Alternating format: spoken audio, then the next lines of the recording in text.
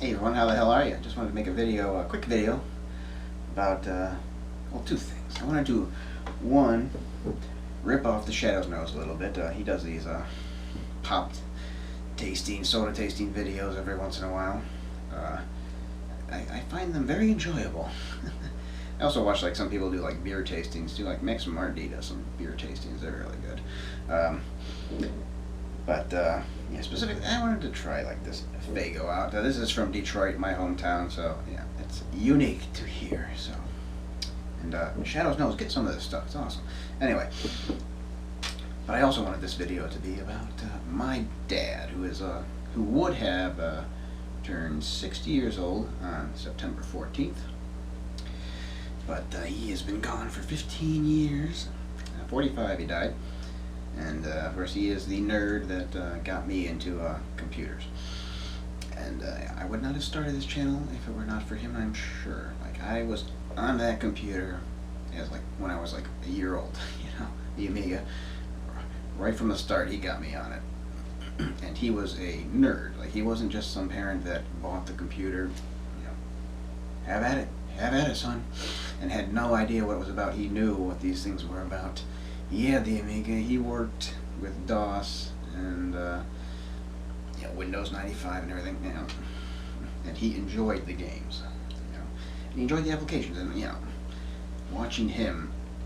I'm gonna show you guys some pictures of him, on computers and the Amiga too, and me, maybe, hopefully, if I can find the picture of me watching on. In this picture, you're gonna see he's actually playing Railroad Tycoon. I don't think you can actually tell. But when you're looking at the picture, like, you can kind of see, because the flash went off and you can't really see it because of the flash. But I can see, like, on the upper right area, the little Railroad Tycoon blue status screen and the train screen below it. I can see it, so I'll put the screenshot there too, so you guys can, see if you can recognize it too. But yeah, he was playing Railroad Tycoon. I'm 100% sure of it.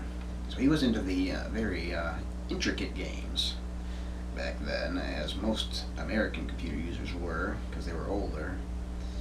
And I think a lot of that gets completely lost on YouTube these days. Everyone, pretty much, when they're playing the computer games, DOS or Amiga or whatever, like, they're playing platformers, which really, in America, were not a thing at all. Like, nobody bought those games. You look at computer magazines of that era, and they have like top 10 list of the top selling games, and they were all like RPGs, adventure games, strategy games. Like, you never saw a platformer ever they never even reviewed them. And if they did, they were like listed, they were like, oh, this is terrible budget crap. Like, that was not even a thing in America. Like, so people that say like, oh, the greatest games were never released in America. No. Maybe you like them. I understand if you like them, and they weren't released in America, platformers. But that wasn't. Back then, nobody thought those were the greatest games here. That's why they weren't released. It had nothing to do with the Amiga's popularity. Nothing. It was just the market for that genre of games. Anyway, I think so much of it gets lost on YouTube because people that you see expressing their points of views and opinions on games are people that were children. I was a child back then too, so it's like, how do I know any better? It's just because I watched him. And he got me into those games, and those types of games, they were brand new, and they were marketed originally towards adult audiences, whereas people like us, of our age, I'm 30 now, and we grew up and it was already there, and if I had not been shown that stuff at that age, I don't think I ever would have liked it. I can see it from everybody that does reviews now. It's like they're not even interested in a game like Railroad Tycoon. It doesn't even appeal to them because there's too much thinking involved, too much strategy. It's like too much reading of the manual. And it's like, it doesn't even appeal to you. And it's because these people, they grew up with the NES, playing nothing but Mario games, Mario rip-offs. Or even if they did have an Amiga or DOS, they didn't have a father or anybody that played the thing, so all they had were this freeware, you know. So all you play is like Duke Nukem, Jazz Jackrabbit, whatever. It's just this, you know, Apogee kind of crap. And they weren't, when compared to consoles, those games weren't anything special. They were bad to okay. They were never really great. And objectively speaking, I truly believe that's the case, because that was not a thing. Because I had both computers and consoles, and I'm telling you, in terms of platformers, computers, they're bad overall. But so yeah, so you're really like you're missing this huge opinion on these games that were so big. And like you look at like Computer Gaming World's Hall of Fame, which they made in like 1996 or whatever, and it's like they list nothing but RPGs, adventure game, strategy. It's like not one platformer made that list. Like Duke Nukem, never in a million years. You know, and like, but that thought process, that, you know, the people that were into those games back then, they would have been like my dad, and they would be 60, and you don't see anybody that's 60 years old on YouTube. You know, some of them would be even older. You know, they'd be 70. You know. At minimum, they'd be around 50. You know. And so those people that like those games, and they're also nerds, so not too many of them would have had offspring, probably. So, you know, you're really, the truth about that era of gaming is really just, you know, washed aside, which is sad. So I really started this YouTube channel to give, you know, that side a look at again, you know, to show what the majority of people actually were playing back in the day, so you don't have this false view from so many YouTube people that like, and they do this whole video about the Amiga or something, and they'll say, oh, the Amiga was nothing in America, because they grew up with us and they never saw an Amiga, even though there's 3 Amiga stores in every major city back then.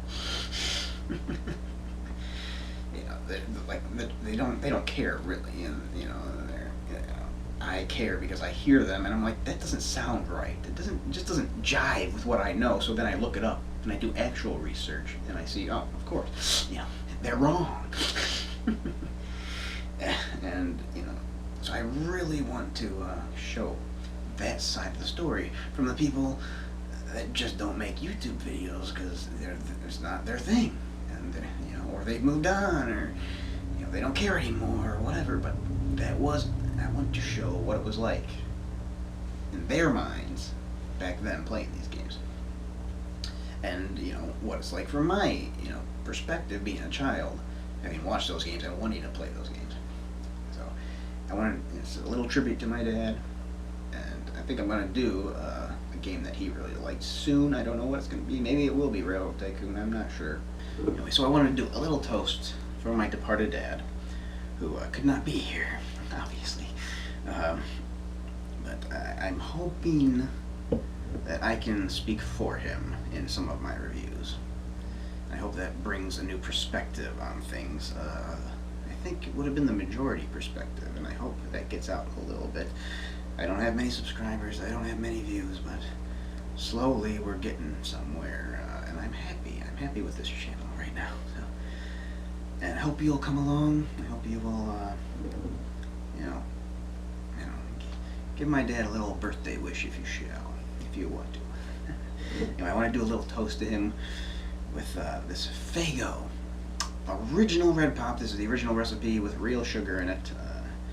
Nowadays they come in cans and 2 liters and stuff, and you know, just like everything in America, it's been replaced with high fructose corn syrup crap. This is the real deal, back way like in the 20s. This thing's been going on for a long time. I'll give you a close up of it too. Faygo established 1907. Long time. Over 100 years. Naturally and artificially flavored strawberry soda. And, one of my first big culture shocks was when I went to South Carolina with a friend or something, a girlfriend, and we stopped to get something to eat, and I remember going to refill my drink, and I go up to the counter, and I'm like, can I have another pop?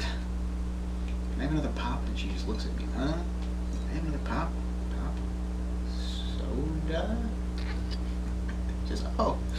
That was a big culture shock, because I guess pop is only a thing in Detroit and like Chicago probably too. Just the Midwest, just a certain chunk of the Midwest. I don't know if it spreads off to the East Coast.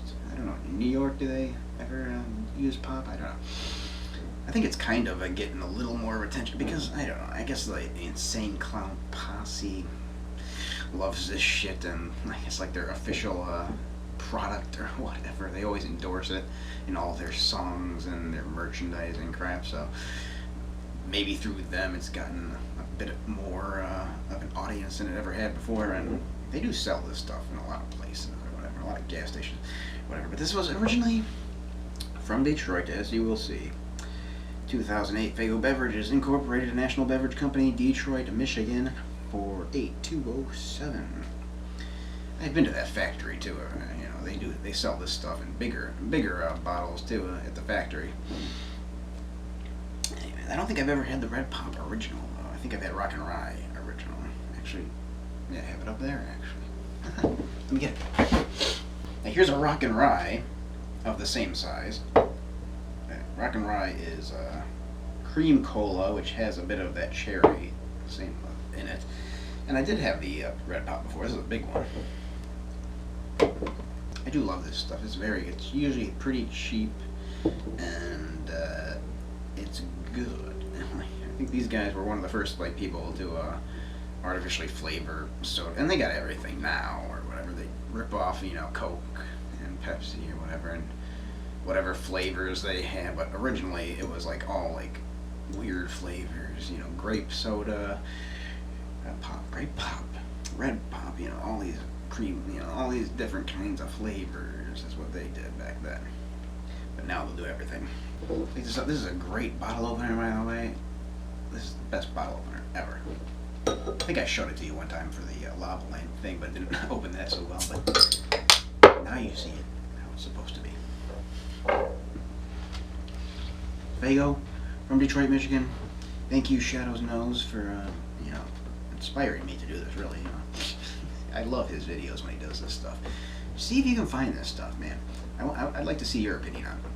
Anyway, Faygo Red Pop from Detroit, Michigan, my hometown.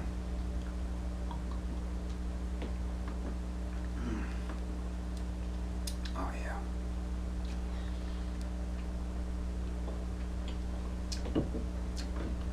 Definitely, yeah. Lots of flavor, lots of sudsy action. Lots of carbonation with that cherry flavor in it. Yeah, it's a unique. I've had other cherry sodas before. This is very unique stuff.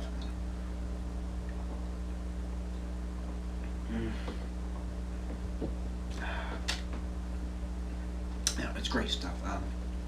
Give it a try. Any Faygo stuff. Great stuff. Always love this stuff. Cheers to my dad. 60 years old he would have been. Amiga fan. Made me love the Amiga. I just loved watching him play